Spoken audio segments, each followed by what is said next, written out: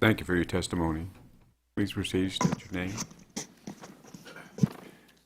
Thank you, Senators, for hosting us today and letting us share our experiences with you. My name's Ben Landry. I'm Laney Landry's proud father. Laney was killed on the July 4th floods on the banks of the Guadalupe River. Laney left behind her loving mother, Natalie, me, her father, her brothers, Daniel and Luke, grandparents, teachers, coaches, family, and many, many friends. Laney was the caboose of our family. She was our third child, and she was the sweet, loving daughter that Natalie and myself wanted so badly. She made our family whole, but more importantly, she softened out the edges of myself and my boys. She made me the man, the husband, the father I am today. She truly changed our lives and made us better people. She was the best friend to Daniel and Luke, a great playmate, a great friend to everybody around her, and a kind, caring child. Like you've heard from all of these people, these girls were amazing. And they brought the best out of people around them. And they truly lifted people up to be better. The loss of Laney has devastated our community and left a hole in our family. While we're full of grief and sadness, we are comforted that she's in heaven with Jesus and that she will lift us up and that she'll lift all of our community up. And so we'll be able to find peace and happiness again. Laney and the other 26 girls that died at Camp Mystic that night have given our families the strength and focus to fight for these changes. It's clear that the status quo did not work, and important safety standards must be imposed in the camping industry, just as they are in schools, daycares, and industrial, commercial, and manufacturing sites. No emergency plans and no evacuation training is not acceptable. There is not an industry I know that would allow this. I've coached lots of my kids' teams, and I've always told them I will never put you in a position to fail. All of these girls were put in a position to fail. They were told their directions were to fail, and that's what happened that night. These children were put to sleep in a floodplain with no plan for a flood. This must be changed now so this does not happen again. This is an event that was preventable and was caused by years of neglect, ego, and complacency. Never again should these words be used to describe the children's camps in Texas. Our families are welded together in this awful event. We are not here to ask that you take our grief away. The grief represents the everlasting love that we have for our girls. We are asking that you pass this legislation to give us the comfort and hope that this does not happen to another family.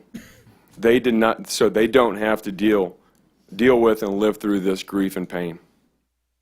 I want to thank you all for having us today and working to pass this legislation. And I want to give a special thanks to the Texas communities and communities all across the country that have supported us and prayed for us. In particular, I want to thank the St. Michael's and St. Teresa church and school communities in Houston, the SBMSA and Post Oak families, and all the close families and friends that have loved and cared for us. In particular, I want to, even more detailed, I want to thank the families, the 26 other families here who have all lifted each other up, have supported and cried together and helped each other and to get through this time. Like our daughters, your kindness will not be forgotten. Senators, we ask you to pass this bill to make sure that this doesn't happen again. And we also ask for your commitment to make sure that the full resources of the state of Texas are committed to finding Seal Stewart and to bring her home to her family. Thank you all for your time, and God bless you. Thank you for your testimony.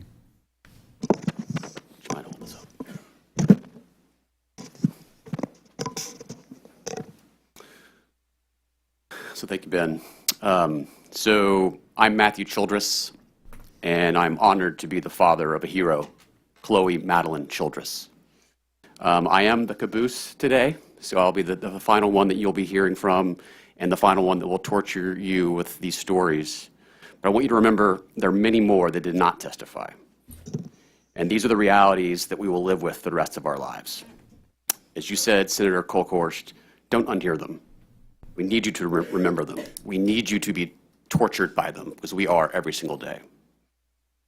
We also need you to appreciate this is not just 6 weeks of grief that we've been going through. This is 3 weeks of unprecedented coordination and unity of these 26 families for these 27 girls to effect positive change, to figure out this four-dimensional puzzle for positive change in the future. So on behalf of Heavens 27, thank you. Thank you for taking the time, the effort, the support for camp reform. Thank you committee members, Chairman Perry, and all of the co-authors of SB 1. And also to the state leadership, the governor, lieutenant governor, and the speaker. And I also want to thank the camps that have been reaching out for meaningful change and alignment. That's meant very, very much. And also, I'm very sorry, and I want to offer all of my condolences to all of those others that lost their lives, not just at Mystic, but this horrific accident, all 138, plus the continued support for the search for SEAL.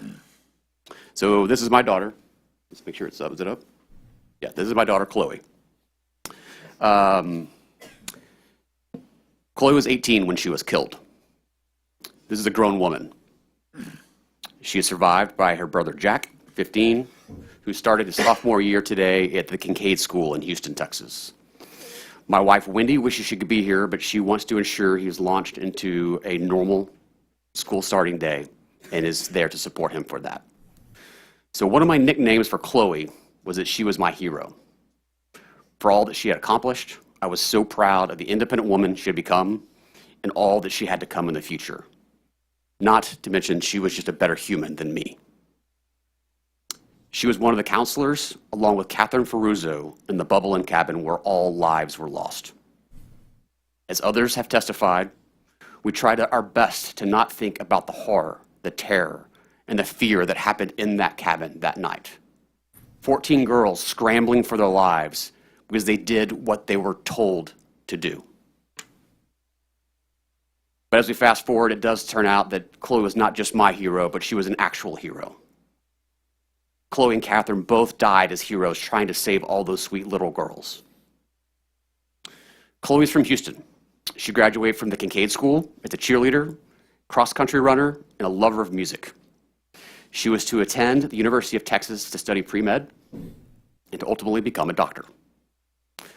Chloe was the perfect balance that I could ask for. She was fun, she was spontaneous, she was a troublemaker, she made all of her friends laugh. But she was also smart and studious and driven. And because of this, I called her the machine. She was also a rule follower. As her father, this is what I taught her. I taught her manners. I taught her respect. I taught her to obey orders and authority. She did what I told her.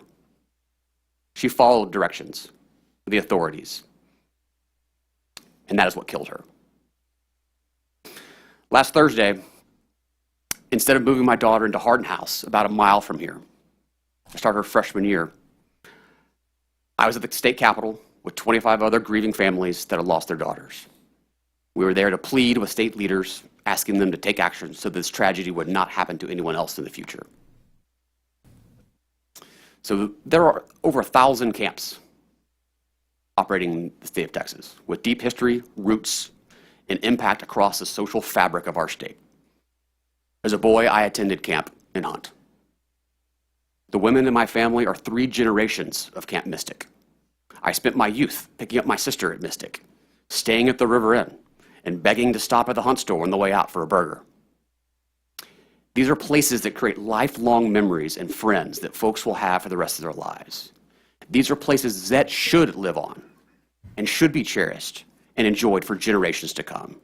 The change we are asking for is to provide protection measures to ensure that camps can survive. So the changes we are asking for are very common sense, logical, nonpartisan ideas for camp safety. These are positive, forward-looking changes to ensure a continued flow of new kids into these camps for years to come and giving the parents the assurances that they need. So first, prevention. No child should sleep in a floodplain. Daycare and schools already have sitting laws that prohibit such dangers. I do support the exemptions or exceptions for lake-bound camps that Chairman Perry spoke about earlier. I am from Houston. I know what it means to live in homes in the floodplain. I've lived through Allison, through Ike, through Rita, through Harvey, and countless other storms. And as I tell many people, it's not a question of if a Category 5 hurricane will hit Houston. It's just a question of when. When you look at the Central Texas storms, they have happened before. These storms will happen again. And anyone telling you otherwise is fooling themselves. Second, detection. Simple flood and weather alert systems with backup communications would have saved lives. Third, training. The official plans at most camps are to stay in place. The girls who died here were the ones that followed that plan.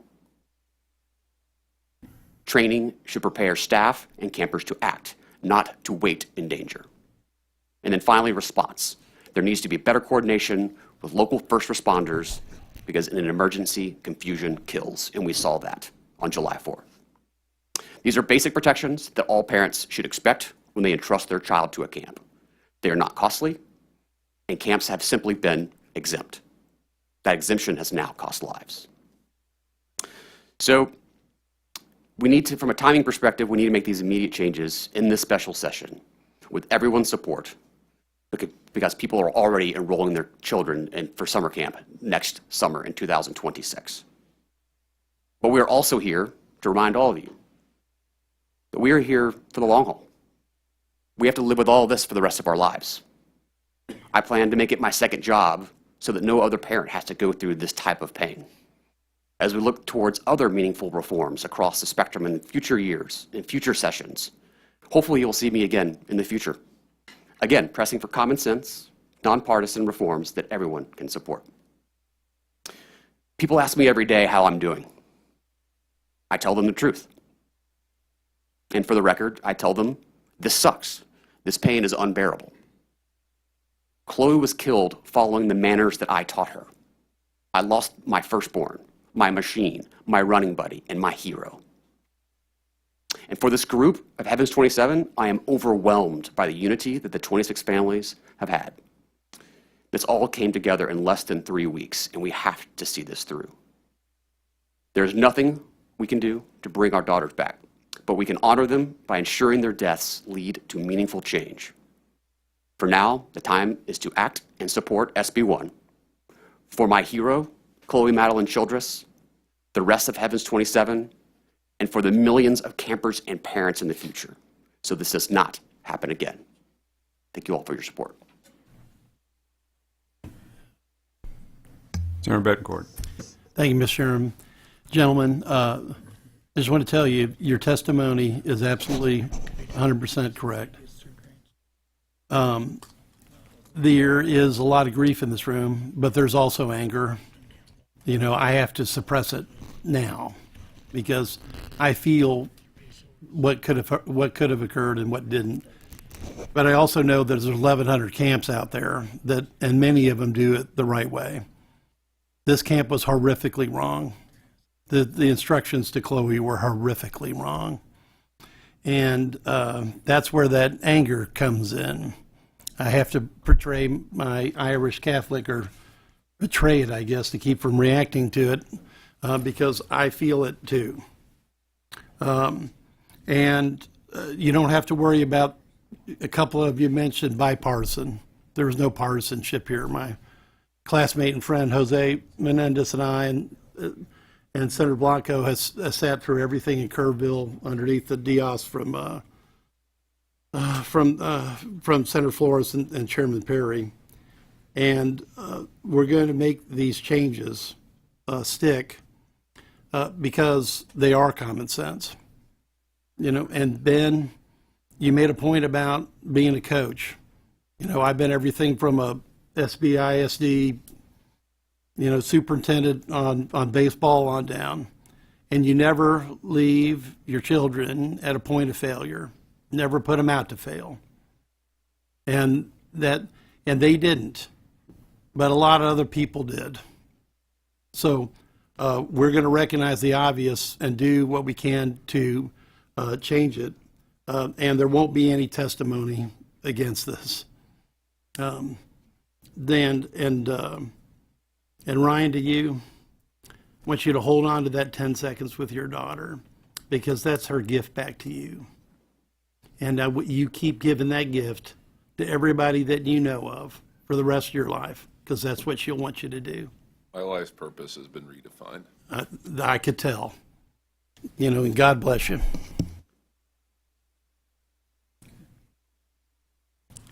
Thank you for your testimony, and we appreciate you being here. Are there any other members of a child lost at Camp Mystic who wishes to testify?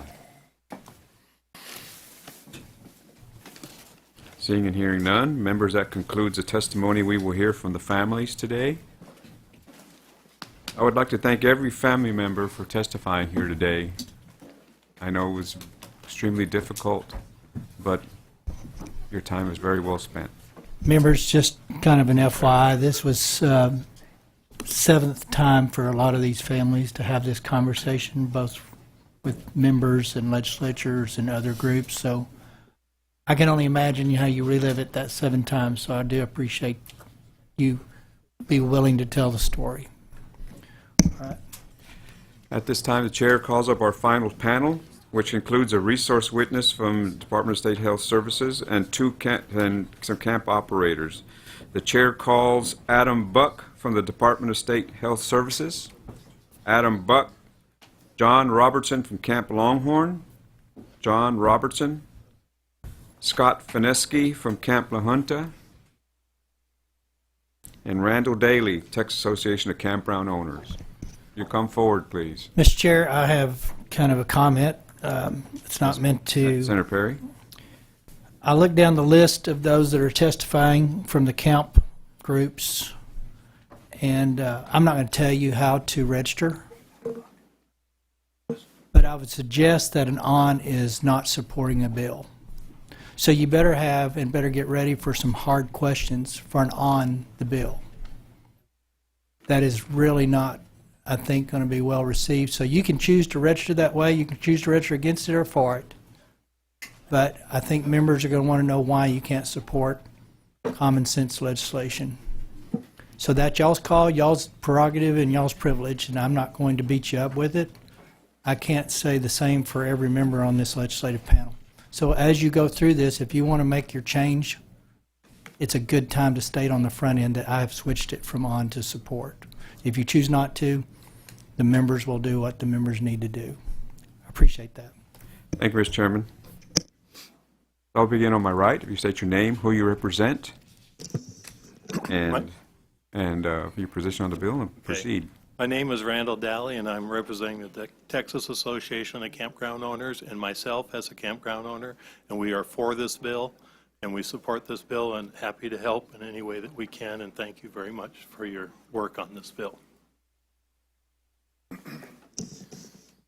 My name is Scott Fineski, and I'm testifying on behalf of Camp La Junta in support of Senate Bill 1.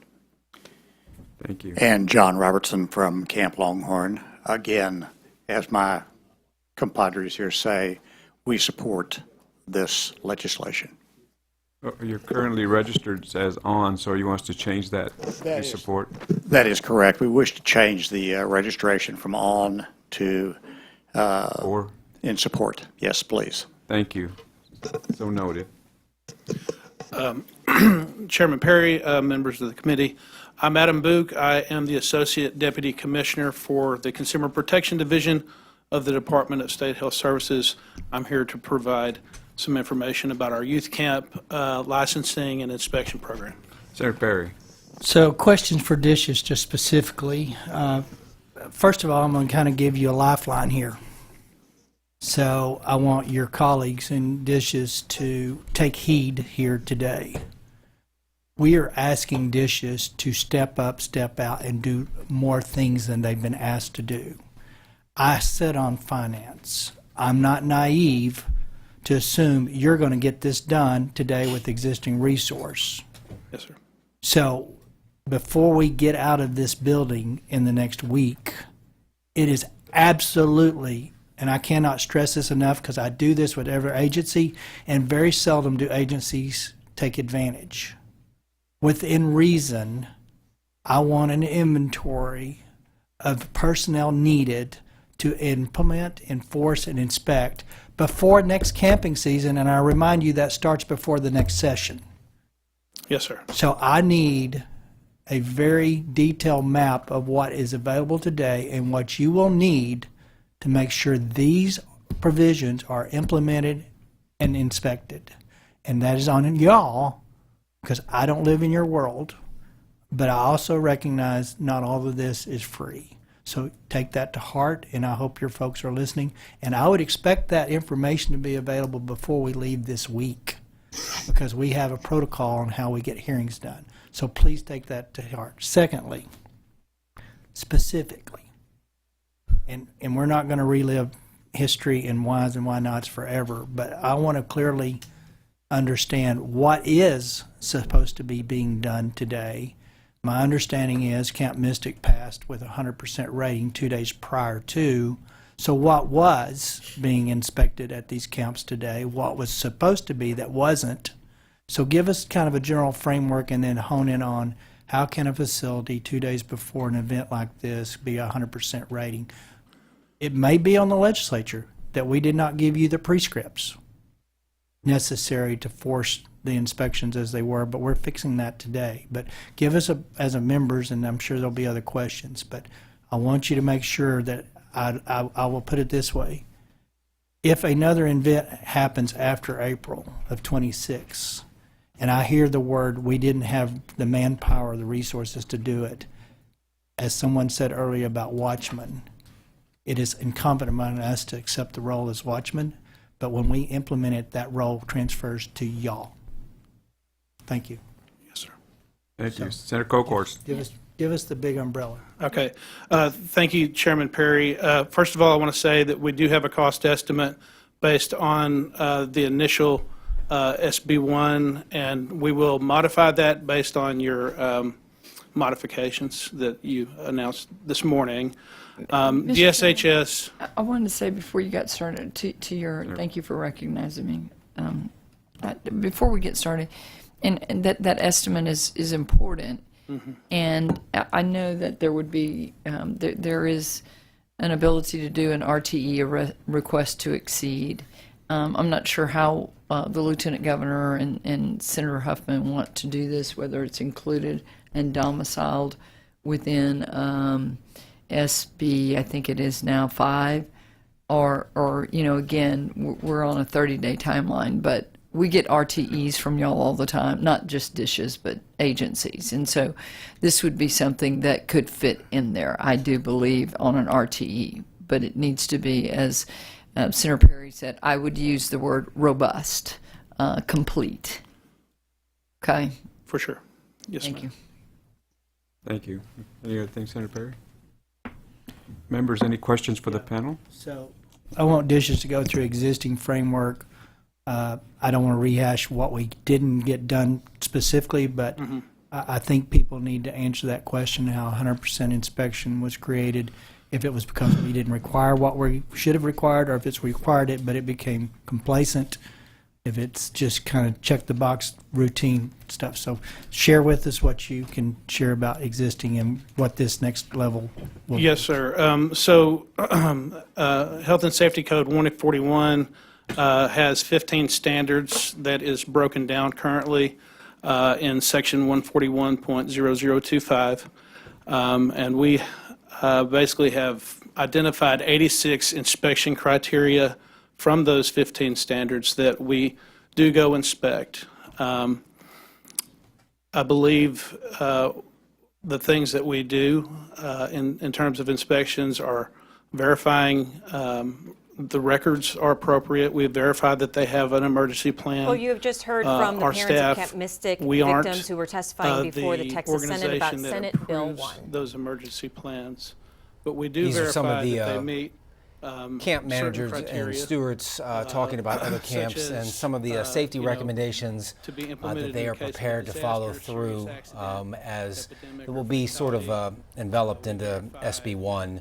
The testimony from the families, not all 27 families spoke, but those who did, gut-wrenching and emotional, obviously, to say the least. It would be hard-pressed to find anyone voting on that who would vote against any sort of safety measures. So we will keep you updated on that, and the very latest on that as well. We have more developing news as well on